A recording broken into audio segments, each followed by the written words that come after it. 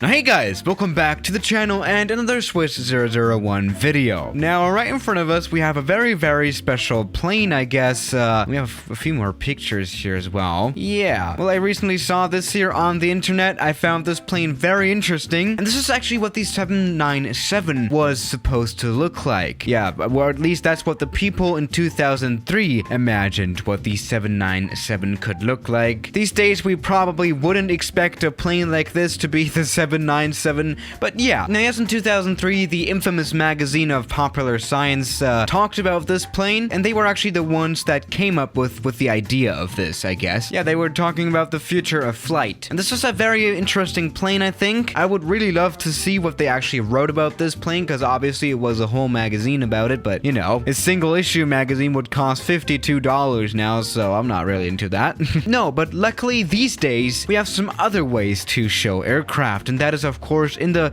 flight simulator, most preferably in the Microsoft Flight Simulator. Yes indeed, the Boeing 797 from the popular science magazine is also in Microsoft Flight Simulator. You can download this as an add-on, and obviously there's no way that we're not gonna do that. Let's just spawn into Nice Airport again. This is a nice one. It has some nice runways that we can fly some special planes on. Alright, now we'll come aboard the 797.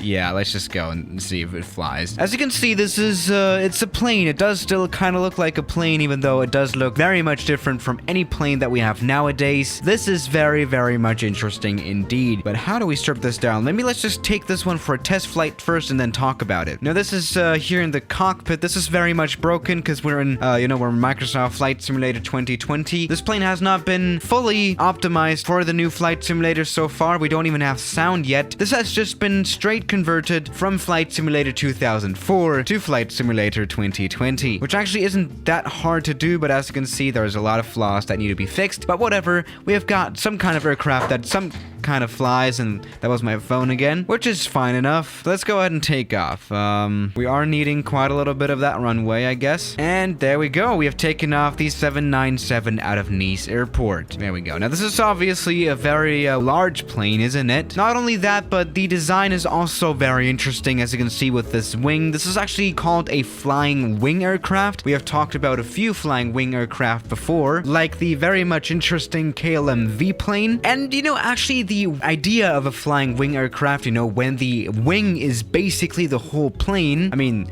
that is really the thing. The whole fuselage is the wing and the whole wing is the fuselage. Does that make sense? Actually, is a very efficient way of flying. Yeah, I can imagine that this plane is a lot more fuel efficient and, a lot better for, our economy than a conventional passenger plane. Also, a flying wing aircraft means that you can even put stuff into the wings, practically, I guess. So you have a lot more space in the plane itself. This plane is designed to hold around 1,000 passengers, if I'm right. So, actually, this is really cool. Let's go ahead and get this plane landed as well. I want to see how that one performs. And, by the way, the not existing sound is very much annoying. Maybe in the post-production of this video, we can add some, background noise of some jet engines. But whatever, let's get this plane landed. Now, by the way, I would suggest that this plane, if it really were to become reality, then it would definitely be recommended for this plane to only have 2 instead of 3 engines, because it's obviously a lot better, again, for the efficiency. But we're looking good. By the way, this is very interesting. The way the rudder, for example, works is by the winglets. As you can see, we have little control surfaces on there, and it does seem to have a very nice yawing effect, so that works perfectly fine. We don't need tail landing gear. By the way, if you remove the winglets, then I guess the plane would simply lose control of yaw and would just start yawing around in midair and crash, which is what happened, I think, some time ago with something like a 767, where it's lost its tail wing and crashed in New York City or something. But let's get this plane landed. Alright, come on. This is a little bit of a floaty landing, but it's fine enough. Oh, come on, just touch down.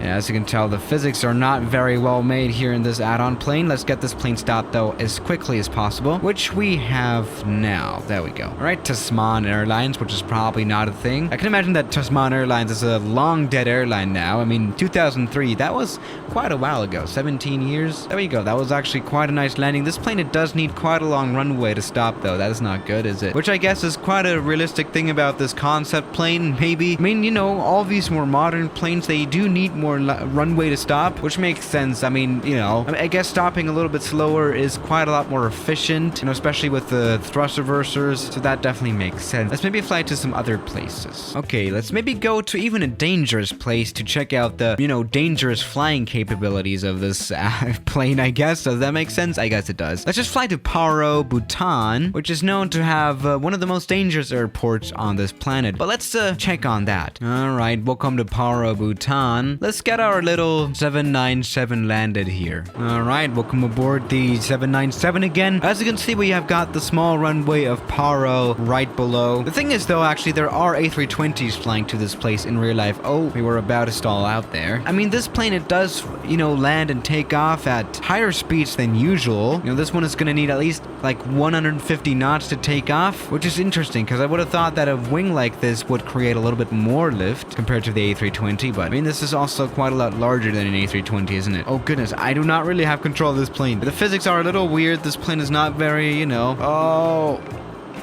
what was I gonna say? I mean, it's not very, well, responsive. I mean, it is, after all, a very large plane, and we really failed on that landing. I just wanted to say that. Let me just add a little bit of a disclaimer. I can actually fly a plane. You know, this is not really that much of a plane. All right, so let's go ahead and do this again. All right, let's maybe go through the cockpit again. Something that's definitely very interesting is the fact that we have a joystick in here instead of a yoke, which is what you would usually find in a Boeing plane, obviously. But it is definitely supposed to be Boeing, as you can tell by the rudder pedals. And let's get this plane landed. Try number 2. Let's take this a little easier. Okay, maybe the 160 knots that we're going is a little fast. Let's just do this.